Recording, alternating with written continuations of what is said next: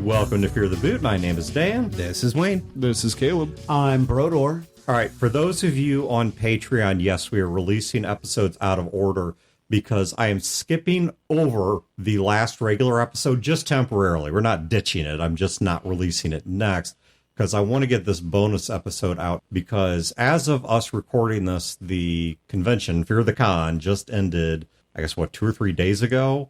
Because it's Tuesday when we're recording. So, yeah, it's going to have ended on arguably Saturday night, Sunday morning, wherever you want to put that. I'm going to call it 2 a.m. Saturday morning. Technically 2:05 Sunday morning. Yeah. No, Thank you. the con officially ends at midnight. Everything else is post-con, community-driven content. We are off the hook and not liable for anything that happens after midnight on Saturday. I thought we were actually not liable for anything after 11 p.m. except cleanup. That is fair. Yeah. But our official contract with the motel ends at midnight. Man, all right. So this convention, the convention that could. Yes. Holy crap.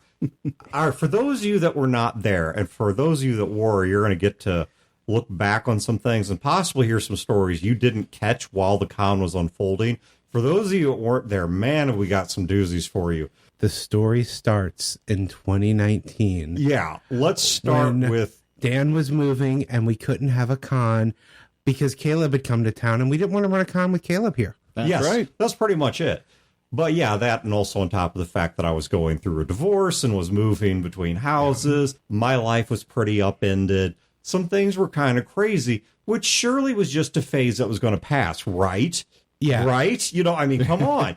Nobody's life goes crazy for years, much less everyone's life everywhere in the world goes completely upside down for years. So 2019 goes on and Dan's going through a lot of life changes and we start having the conversation. Do we have the con next year? And to be honest, we dropped a lot of balls until it was around October. And okay, if we're going to do this, we need to do this. I need to get the Kickstarter out. So right away, as Fear the Con 2020 was being formed, we were a little bit behind the ball and a little bit kind of rushed, but it all came together. I had a lot of help with the Kickstarter. We funded. Everything looked great. We were all good to go. 2020 was going to be the best Fear the Con ever. Yeah, until early 2020 comes along. Because, of course, as we all know our history now, it's around September of 2019 that this little disease starts popping up somewhere in the Wuhan area of China and makes its way over to the U.S. and then, of course, all over the place. The U.S. was not the first stop. At the time, we say, so far, we're good. We're watching the clocks. Yeah. We're watching the news, but surely this is going to pass in a couple weeks. Yeah, or at most. I mean, I was less optimistic. I didn't say a couple weeks. I never bought I'm not trying to get political, but I never bought the 2 weeks to flatten the curve. The way I looked at it is historically, any recent, what we'll call modern era disease outbreak, they follow a pretty predictable cycle that runs about 12 to 18 months, usually toward the longer end of that. So I was like, this is probably going to take about a year, maybe a year and a half, but this is going to work its way through like several diseases before it have, going back to, let's say, the Spanish flu, after which things are going to settle right back down. And of course, that didn't happen, that the disease starts spreading in weird ways, mutating in weird ways. People start reacting to it in some rather weird ways. And I'm not going to get into all the politics and opinion of this and whatever. We're talking history now. Yeah, I'm just talking history. The reality that no one can argue is the world went completely sideways for several years straight. And we are just now starting to come out of that. And unfortunately, there's some new things on the horizon that may put us right back into the crazy. There was nothing we could do. We had to cancel. We could not even legally run it at that point. But putting out the call to cancel when we did back in March of that year was one of the hardest things I've done. Because we kickstarted. We had all these people excited about it. They had given us money for it. And I had to go and give the word, we are not running it. Mentally, that messed with me. I felt like I was letting down every one of the backers. And in reality, I know we could not have run it, but it really hit me. And I'm going to do one minor shout out right here. One of the guys that actually helped me through it is E.B. Hunter. He came to town with Brodeur, and we met. We had lunch. I don't even remember when this was. This may have been late 2020, but he brings me this bourbon. I don't drink, but this is a bourbon worth... That's what EB do. Yeah. This is a bourbon worth $400 right now. And it is called Blood Oath. Mm-hmm. And he has the conversation with me. He's like, yeah, you can't have it this year, but you're going to run it. And when you do, I am making a blood oath that we will open this bottle together and we will drink it. And the confidence from him actually did help me. It made me realize, yeah, we can't do it now, but this is not going to last that long. There is no way we are not having this in 2021. Yeah, and then we didn't have it in 2021 either, because once again, things are still crazy, and St. Louis County and the state of Missouri would not allow us to have the convention. We couldn't do it. We were capped on public events and the first year, I think it was, we weren't allowed to do it at all. Then it was, I think it was 10 people, and then they backed that off a little bit to, I think, like 20 people. Yep. But the point is, these were still nowhere near the number of people we needed to have, to conduct a convention. And so it was like, the few of us just putting it on, that covers the 10 or 20 right there. Yeah. So that's not really a convention. And during this time, through all of this, my dad started having some health issues. At one point, his last kidney, because he lost one of them to cancer, gave out. And so he's on dialysis and going 3 times a week and all of that. So leading up to 2022, the con is coming. We've made the decision. We are having it. It is going to happen. As long as we can legally have it, it's going to happen. I'm really distracted. I'm not the only one that has things like this going on in their lives, though. And before long, the con's about to be here. And I don't know about anyone else. I was freaking out because normally we spend a lot more time on the prep. Now, we've done this a lot. We've run this convention a lot. We know what we need to do. I know that I should have my games done before the night before the con. That doesn't mean it all happens before the night before the con. And as time kind of came up on us, suddenly I was feeling the crunch. I know, Dan, you were feeling the crunch. Julia was trying to get food ready for us for wing night, and she was feeling the crunch on it. Even the time leading up to the con became really stressful, and us asking the question, well, there's another COVID variant out. Yeah. Are we going to have to cancel again? Because they were, for a while there, and actually last I saw, and I'll admit I didn't keep up with the news real well during the week of the convention, so I'm a little out of the loop. But I mean, last I saw, they were still kicking around. Are we going to have to close? I don't know. I don't know where that goes. But, in looking at what happened, like, let's now move towards the lead up to the con. We saw, and for a moment, I'm going to talk about the attendees. Then I'm going to come back. I want to talk about us. Let's talk about the attendees. We saw a lot of people have to either cancel or modify their plans at last minute because in some cases, people got sick. There was a couple people that were not able to attend because they came down with COVID right when they were getting ready to leave. Yep. Beth was one of those, so that she was not the only one, but she was one of those. There were at least one person I know had car problems that suddenly couldn't come because even if they could get it fixed, at that point, they didn't have the money for gas to drive here. Yep. Because gas prices are up. Life changes. People that went through divorces, marriages, they moved, they changed jobs. They gained a job, they lost a job, they couldn't get the time off anymore, something changed there. There were changes in financial situation where something came up where the money they'd had set aside now got wiped out by something else. As much as I hate to bring it up, we lost people. People died, and that's a reality. There is more than one person. We knew of one, which we mentioned by name in the next regular episode, but we came to find out at the con, there were a couple people who passed away within the 6 months prior to the con. I mean, a statistically unlikely number of people. Let's talk about our own lives. And I'm not saying this to whine or moan. I want to talk about some things going on in our lives, now that we're on the other side of this, because I think if we were on the front side of it, it would sound like whining or it sound like e-begging or something, but it's over. It's done. It succeeded. And for those of you who weren't there, that is where I want to kind of put a pin, is in noting that the con succeeded. It went down. There were some hiccups, but overall it was great. I had a wonderful time. Really enjoyed it. Really looking forward to the likelihood we will do this next year. And that's why I wanted to save any positive things really for the end of the episode, so we can end on a more positive note. Right. No, and we'll come back to that, but I just don't want the people who were not there to think that this was just some miserable death march, which it wasn't. Oh, no. We're telling you this story to tell you that this con was something we needed. Yeah, everything was against this con. This con was under a bad sign, and yet it still worked. So we talked about death. So yeah, I lost 3 people within 3 days. I lost my grandmother-in-law, my closest uncle, and then as we talked about, Ruben passed as well. This was all within a week or two before the con. All of this death in a very short time period.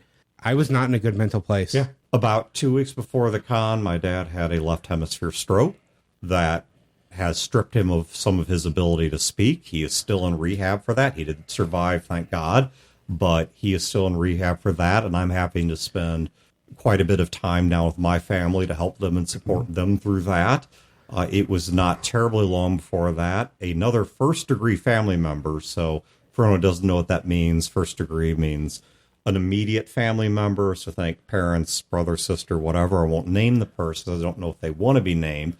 One of my first-degree relatives got cancer and fortunately did survive, but let's keep in mind that wasn't an event. That was a process. That was something that took 6 or 12 months to play out, and that happened in the lead up to the convention. A month or so before the convention, my wife was in the hospital for surgery.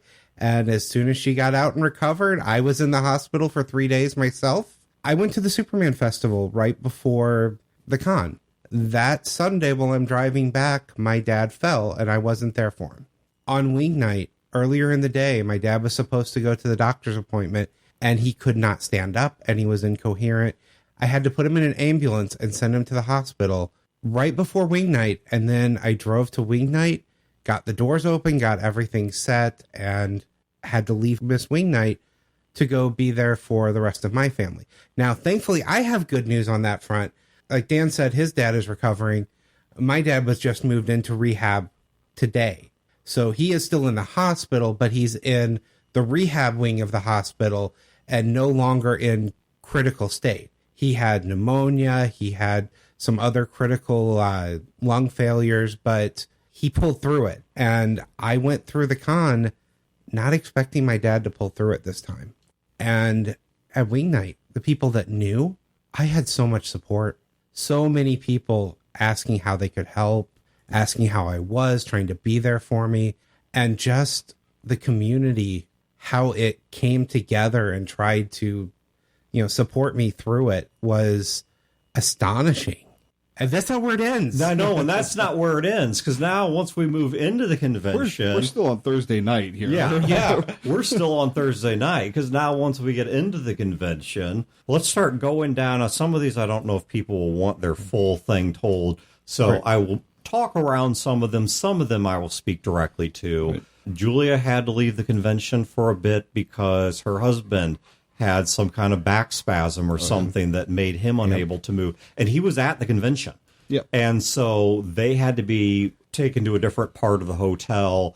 And a big thanks to Sergeant Dan and the other folks that took over watching their daughter, because their little daughter was there at the time. And they had no one to watch her because they were both there. In the middle of the third of the games I was running, my Friday games went fine. I ran 2 games on Friday, played a game on Friday, or just some pickup board games on Friday, went great. Saturday came in to run an inspector's game, get through about the first 2 hours of it. Everything's going great. Suddenly we get to this spot where I couldn't even tell you exactly what was going on, but there was something about a dog, and Alan Norton had a plan involving something about dogs, and I noticed as he was explaining it to me, it was a couple sentences long, and I couldn't quite follow his plan. And I thought, okay, I just spaced out there for a moment. I just fuzzed out. Can you explain it again? And I realized this time I understood less than I did before. I said, well, can you explain that one more time? And this time I'm going to write it down as you're saying it to me so I can kind of keep my place. And I couldn't even write correct words. I kept writing the wrong word, and I knew it was the wrong word. And so I'd erase it and write a new word, and erase it and write a new word. And I never got past the second word. All I got on the paper was, I think, the, and I erased and rewrote that second word probably a dozen times.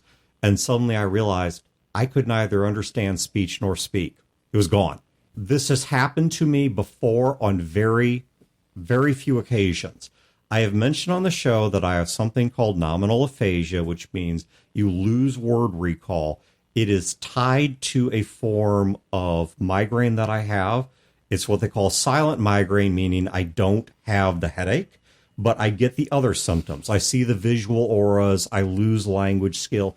And usually all that happens is I stutter or stumble a bit in my speech, or I can't remember a specific word I wanted.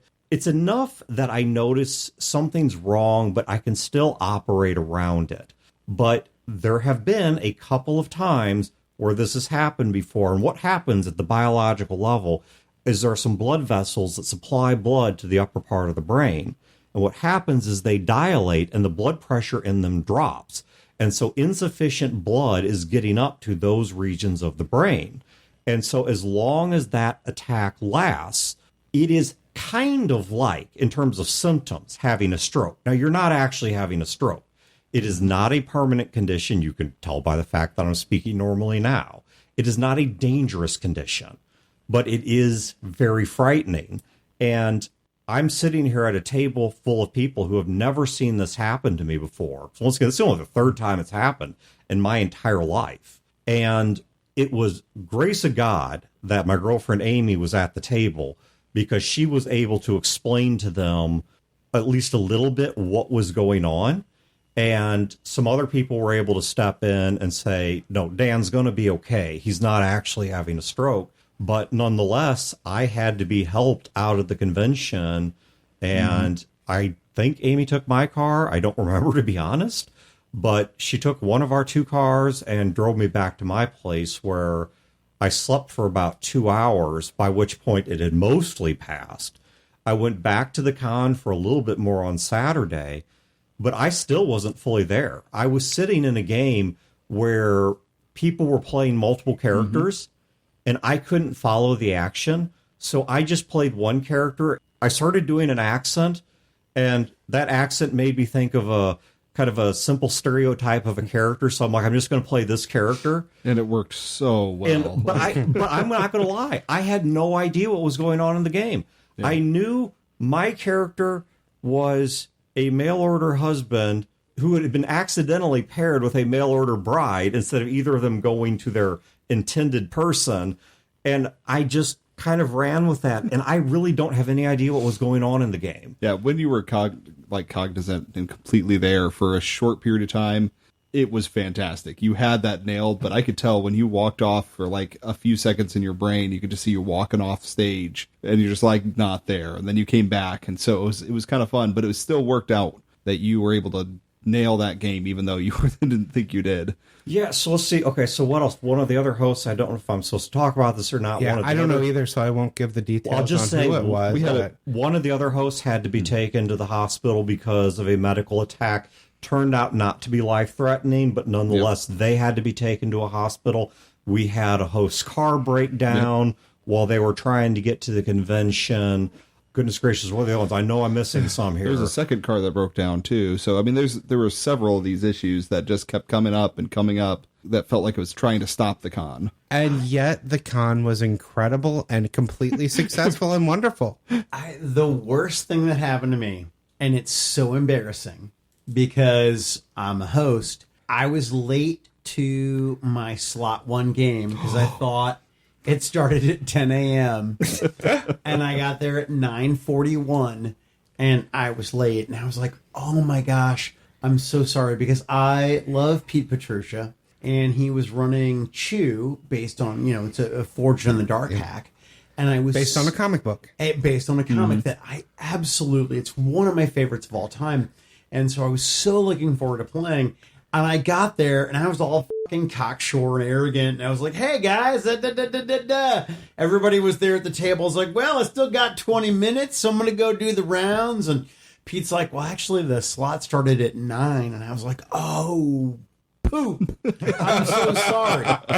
Fortunately, because Pete's a superstar, he sort of, introduced the game, pitched the characters, yada, yada. So not too much, because he drug his feet for me, had been done in game before I got there. So I was able to really slip in almost seamlessly and had a blast. So I have 2 Pete stories I want to share. The first one is after wing night, which I'm not at, but I get home. Dan asked me if he wants me to have him cover a few things, like printing the sheets of the games that we put out to tell everyone where they're at. And I told him, no, I'm the type person, I need a distraction. I need to work. I need to do this because I needed it. So I go there and I get ready to print it and I stop and I think, wait a minute, I'm not signed up for anything on Saturday. I should do that before I print. Because if there's one thing I can give myself, it's signing up for things before I print. So I look out there at a game, first slot on Saturday, and I read the description and I read it out loud. And it's talking about being the roommate of the 80s D&D guy and all of these horrible things about being the roommate and how I describe this as I read it out loud. And my wife is sitting over there on the couch and she says, that sounds like something Brodeur would come up with. And the very next line I read, scenario written by Mike Brodeur. That's so cool. It's so flattering to know that you have a flavor that people can tell by taste. Yeah. So as I'm sitting there playing the game, Pete makes a comment about how incredibly convenient it is that his table is like 10 feet away from his booth because Pete was also a vendor. And he's like, that is just incredibly convenient. Such a huge coincidence. I'm like, that was no coincidence. Mm-hmm. I am ridiculously meticulous when I do these game placements. I overthink it, make it way more difficult for myself than it probably needs to be. I create a spreadsheet and I start going through and I look. If somebody has multiple games, I want them to have the same table for every game they're running. In this case, because of the number of games we had, if anyone was running 3 games, I wanted to give them a table and no one else would ever set foot at that table because they could then set their stuff and just leave it.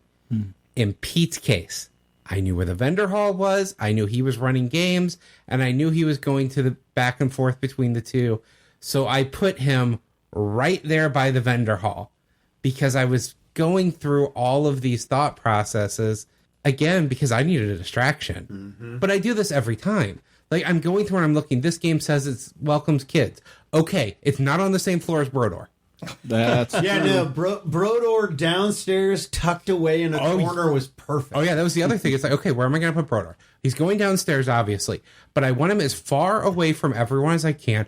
Let's put him in the very corner and let's try to not have any other games at tables next to him while he's running his game. No, I have to say, Wayne, it was perfect. It was absolutely perfect because we ended up, particularly for the You Tell Me game, we ended up commandeering a neighboring table because craft services for my actors had gotten so big that it had spilled onto a neighboring table. So let's bring this back now to where we kind of put a pin, which is despite all of these things, it would sound like the con went terribly and we had a terrible time.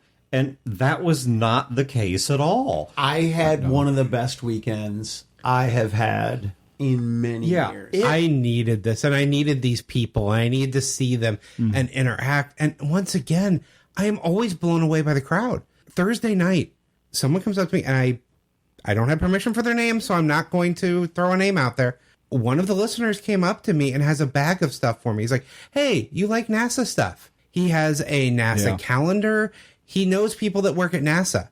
And there's an envelope there that has patches and stickers from specific missions that are going now. And it's just like, someone out there knows me well enough to know that this is going to make my night and has brought it to me. Yeah. I had a similar experience because people were like, "You like drugs and alcohol? Here are drugs and alcohol." I mean, I think that was for EB's first words to you. I got stuff for you. He is definitely the con's Bacchus. That's Mick true. Bacchus, as you Mick called him. Bacchus, yes. But, man, just from like the Mikey Mason show, Yeah. went freaking great.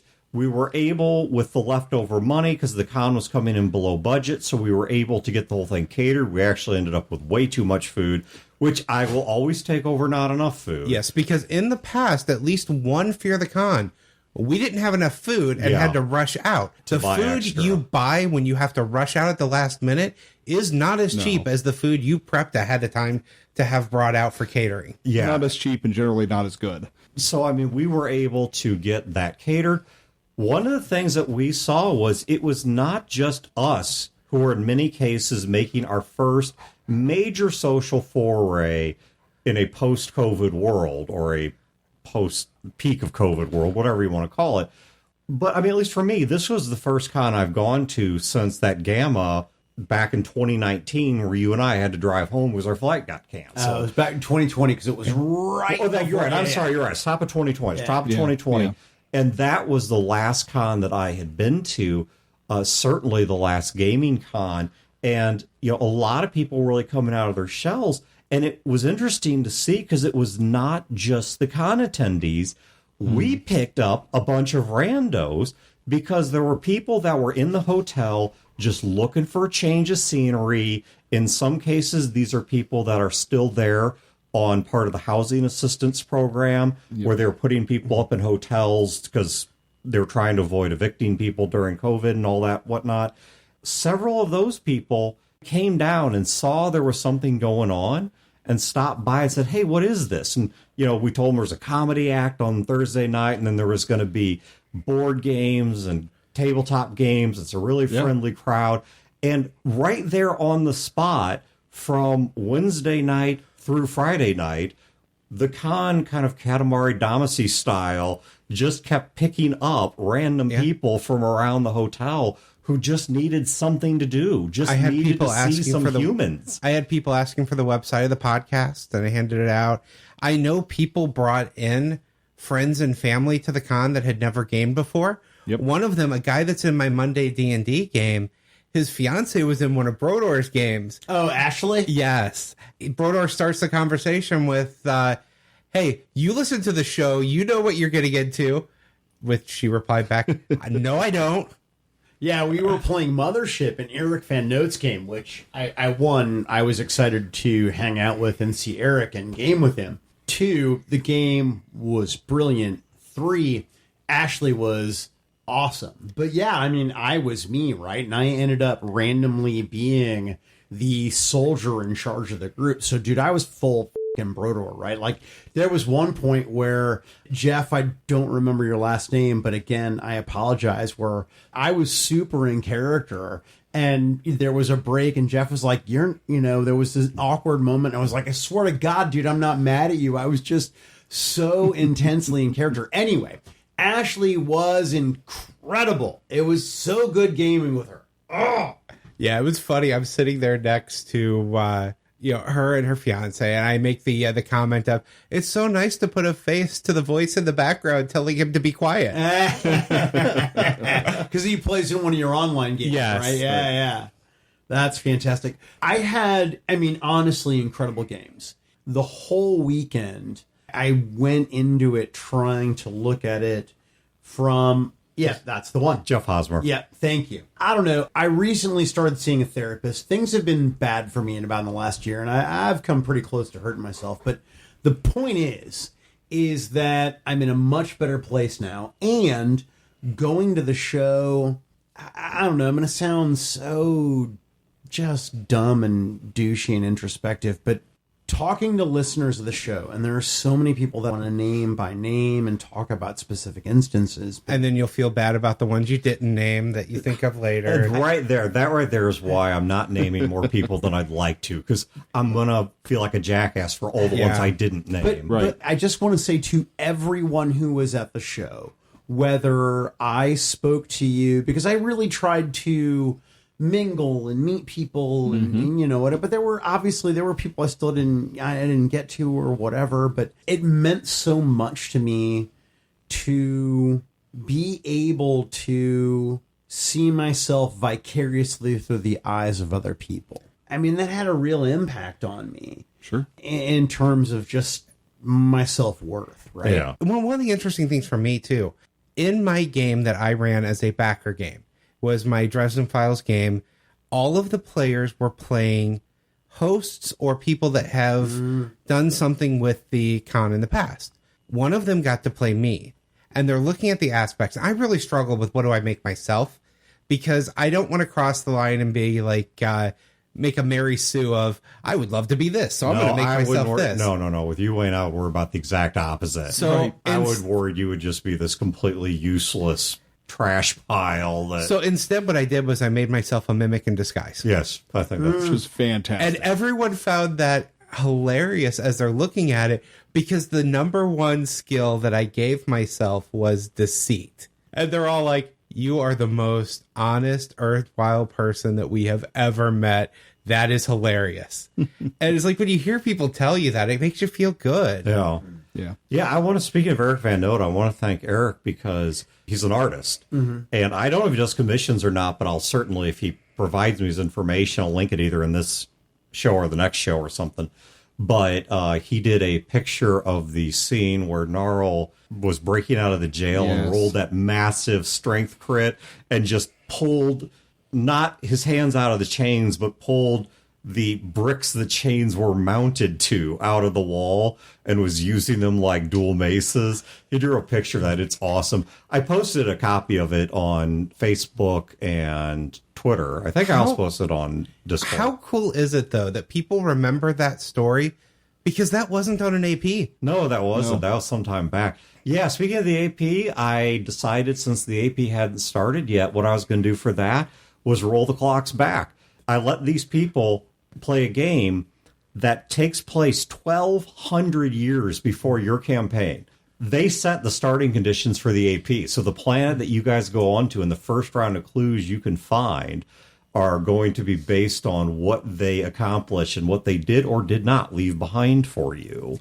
Yeah, I heard really good things about that game. I heard great things about Brodeur's game. Hussey was there. Yeah. Have not seen Hussey in years. I wish I'd been able to talk to him, but by the time he showed up, I was deep into your aphasia. Yeah, I was deep into the aphasia because I was able to come back to the con for a little bit, which I felt was kind of important because I wanted people to just see that I was alive and well, but I still was not fully back. I was only kind of there. And so I tried to talk to Chris, and I don't know how cogent it even was. It was more cogent than I was earlier that day, but not as cogent as I am now. But man, I was really disappointed I didn't get to sit there and make fun of Hussey longer and more intelligently. I was just kind of lobbing mud. It just didn't feel pointed enough. You should have just gone up in character as Sigmund Freud, the mail order bride, and then it would have been problem, you know? For me, my big regrets were there were a number of people with whom I did not get to converse more. Hussey, E.B. Hunter, Justice. There were a number of people that I wanted to socialize with more, but there was only so much time. But for me, my big positive takeaway was I had such a good time gaming with people, particularly running my You Tell Me system and putting in sort of a last minute twist. Like you guys, I was woefully unprepared for my games, particularly going into my set. I made my usual mistake because I make a two-part mistake every damn con. Right. You would think I would learn, but I don't. Every damn con, I make the same mistake of one, I procrastinate game prep until the last minute and then panic and rush through it. But in the process of prepping it, I underestimate how much material I have and I prep probably twice as much as is needed. Oh, yeah. So I do the worst of both worlds. I procrastinate and then probably put in twice as many hours as I should have. In the session for the AP, there was a huge amount of material we never got to, and which is fine. I can still, work around that, and we were able to wrap it up. But I thought for sure there's no way that I'm going to cover all this. So I'm like, I'll have them make their own characters because it'll give them some buy-in and it'll let me burn a little bit of time. So it's a 3-hour game, not a 4-hour game. And nope, we had so much left to cover at the end of that. One of these years I will learn. I will do my prep in advance and I will quit while I'm ahead. Something hilarious about us, Dan, that came up in my game, because you and I were both characters in the game. The after wing night in the game, because the game was taking place over Fear the Con, they do all of this stuff. They stop a big ghost. They come out of the Never Never, and time has elapsed, and it is 15 minutes before slot 1. The player that's playing Wayne is like, okay, I go to sleep because Wayne never runs a game in slot 1 of the con. Dan's player immediately has to go run a game because Dan always runs a game in slot 1. Yep. Usually because I'm doing the intro to RPGs game, which I think what I need to start doing, given my insomnia issues, is I will keep running a game in slot 1, but not slot 4/slot 1 on Saturday, Right. whichever you want to number it as, because I usually do that first one because I'm trying to do an intro to RPGs thing, and that needs to come first. But I think I should give myself a break since I have so much trouble sleeping on the second day. For me, going forward, I'm only running in slot 3 and slot 6. I'm only running You Tell Me, and I'm going to run it twice.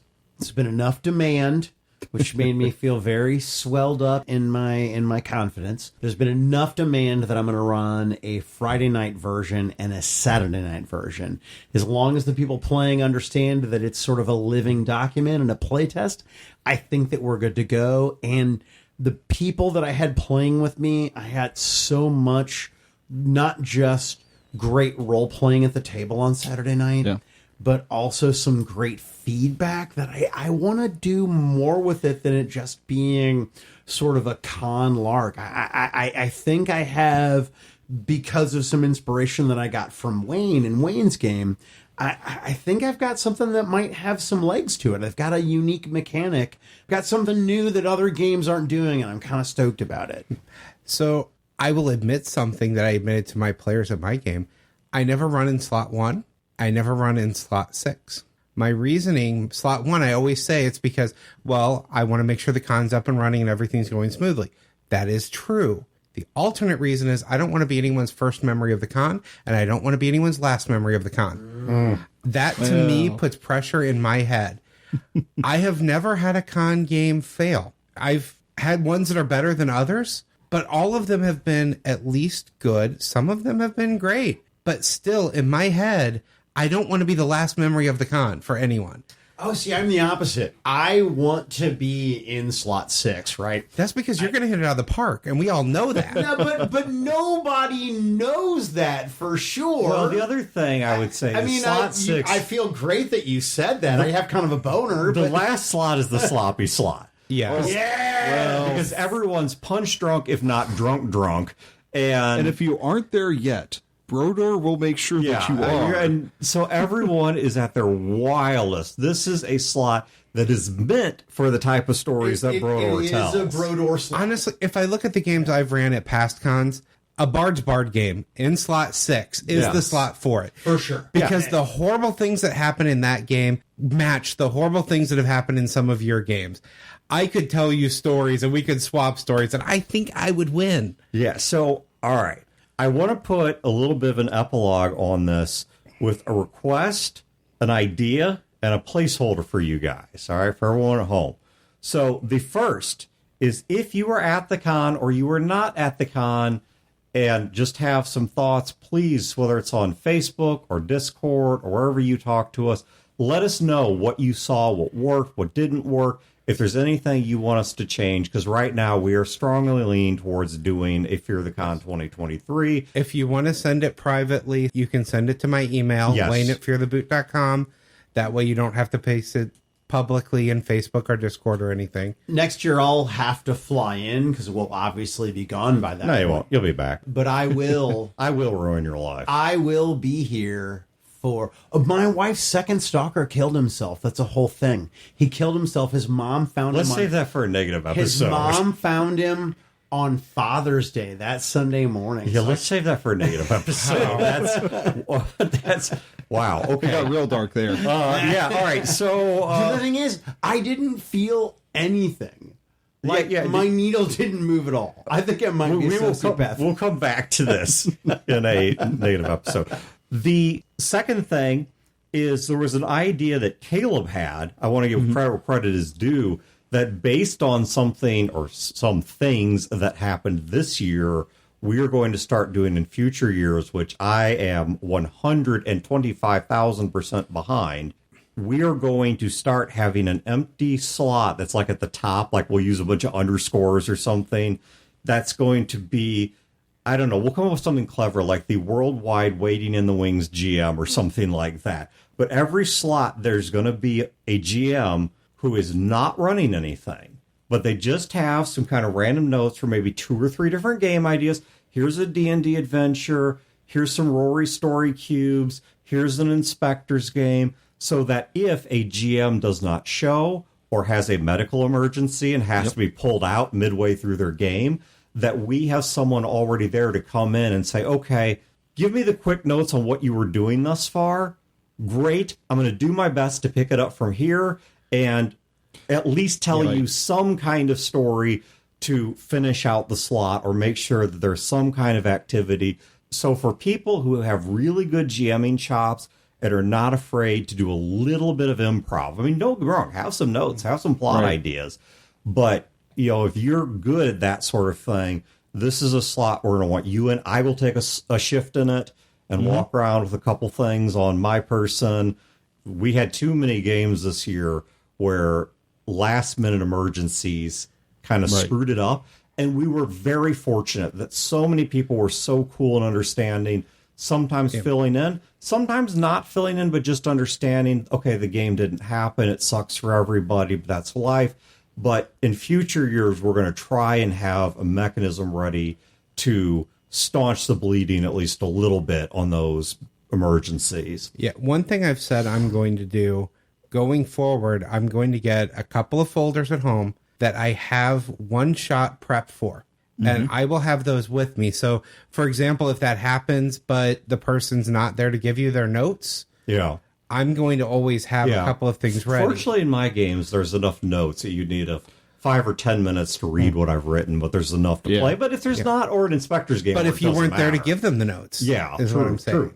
So the last thing we're going to close out on here is a placeholder. The tentative dates, once again, nothing set in stone, no promises, blah, blah, blah. But we are leaning towards having a Fear the Con 2023.